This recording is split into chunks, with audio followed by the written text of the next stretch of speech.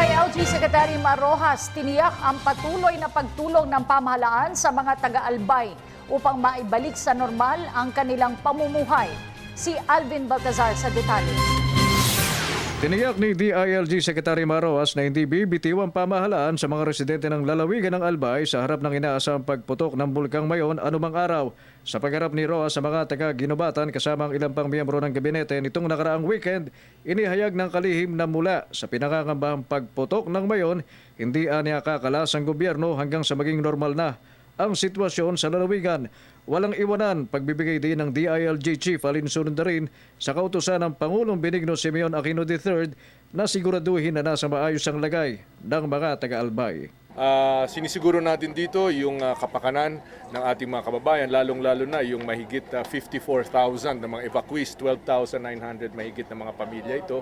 At sinisiguro natin na mailayo natin sila sa kapahamakan. Nitong nakaraang linggo, tumulak na ang truck-truck na naglalaman ng mga pagkain para sa mga evacuees. Unang batch pa lamang umano ito at inaasahang masusundan pa sa pagsisikap na rin ng iba't ibang mga ahensya ng pamahalaan gaya ng DSWD, DOH, PNP, Armed Forces of the Philippines at iba pa.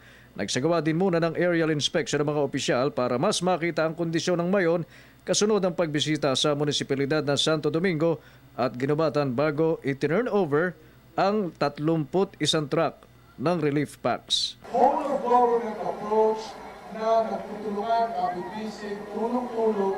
Nagpasalamat din si Rojas kay Albay Governor Joey Salceda sa anyay napaka-organized na pangangasiwa ng gobernador pagdating sa disaster preparedness ng lalawigan. At sa pagbisita ni Rojas sa isang paaralan na ginawa ng evacuation center sa Ginobatan, maayos at malinis ito.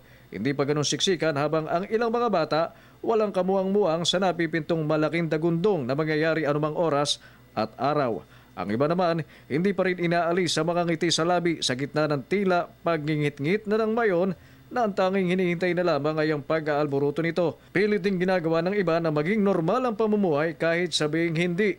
Gayong ang nais nila'y maging business as usual at ituloy lang ang buhay habang naghihintay ng susunod na magaganap sa susunod na 24 oras.